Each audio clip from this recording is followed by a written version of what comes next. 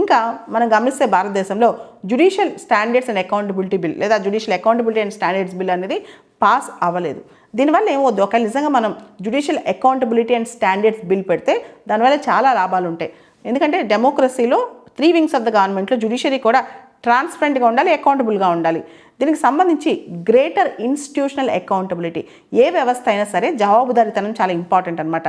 Judicial accountability బిల్లో ఇక్కడ complaints committees ఉంటాయి. ఒకవేళ బిల్ కనుక తీసుకొచ్చి దాని చట్టరూపంలో తీసుకొస్తే ఎవరైనా సరే, ఇప్పుడు ఎవరైనా సుప్రీంకోర్టు జడ్జి మీద కంప్లైంట్ రాయాలనుకోండి, ఆ కంప్లైంట్ డైరెక్ట్గా సీజేఐకి వెళ్తుంది. చాలాసార్లు సీజేఐ ఆఫీస్ అది పట్టించుకోదన్నమాట.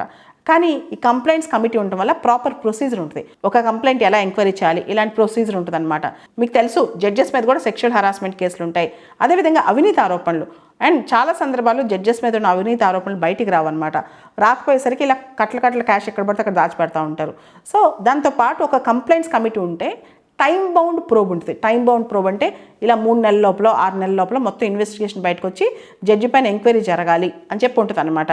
So judicial accountability and standards బిల్లో ఒక ఓవర్సైట్ కమిటీ తీసుకొచ్చి, ఆ కమిటీలో కొంతమంది మంచి సభ్యులు ఉండి ఈ కంప్లైంట్స్, జడ్జెస్ మీద వచ్చే కంప్లైంట్స్ మీద ఎంక్వైరీ జరిపితే అవి చాలా అద్భుతంగా ఉంటుంది అనమాట. దీంతోపాటు ఏ కంప్లైంట్ అయినా సరే పూర్తి స్థాయిలో విచారణ జరిగి ఆ కంప్లైంట్ ట్రాకింగ్ ఉండాలి.